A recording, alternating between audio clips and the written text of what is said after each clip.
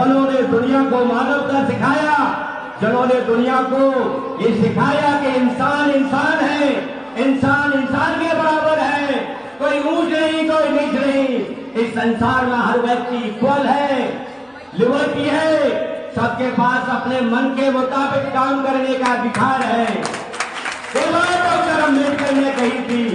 आपको मालूम होगा, मैं आपको बता देता हूं, ये जो पॉलिटिकल साइंस का भी मैं पॉलिटिकल साइंस का भी स्टूडेंट रहा हूं। पॉलिटिकल साइंस में आप देखेंगे पूरे वर्ल्ड में, पूरे संसार के अंदर America, Germany, France, European country जितने भी आगे हैं, उसके पीछे एक ही कारण है कि उनके पास इक्वलिटी, लिबर्टी, फ्रेटर्निटी जैसे भाव उनके जनता के दिल और दिमाग में डाला गया। और हमारे देश में मनवादी जैसी व्यवस्थाएं कायम हजारों सालों से रही, जिन्होंने अपनी फिलॉसफी, अपने विचारों के माध्यम से, भेदभावी विचारों के माध्यम से पूरे भारत में हजारों सालों तक बहुजन समाज और दलितों को और शूद्रों को सदियों तक शोषण किया। और उसी इतिहास को हमको जब बाबा साहब ने बताया कि तुम हो क्या, तुम सम्राट अशोक के वंशज हो, तुम बुद्ध के अनुयायी हो, उस बुद्ध के विचारों से दुनिया में शांति स्थापित होगी। आज पूरा संसार कहता है कि बुद्ध के विचारों के द्वारा ही हम अपने आपको संपन्न बना सकते हैं, सुख को समृद्धि स्थापित कर सकते हैं। क्योंकि आपको ये बात बता देता हूं कि दुनिया में जो फिलॉसफी काम करती है वो कैसे काम करती है।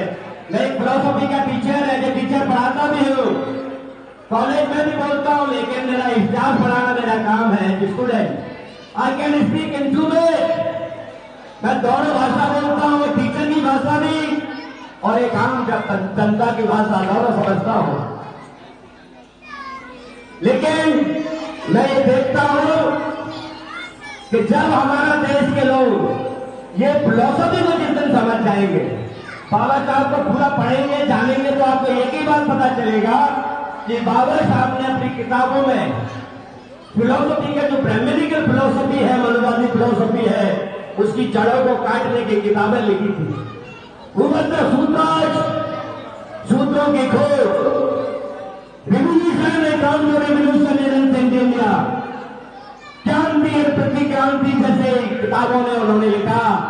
तो दूसरी बुद्ध और उनका धम्म, ये किताब भी आपको दिया। इन किताबों के लिखने के पीछे उस संविधान को देश को चलाने के लिए दिया।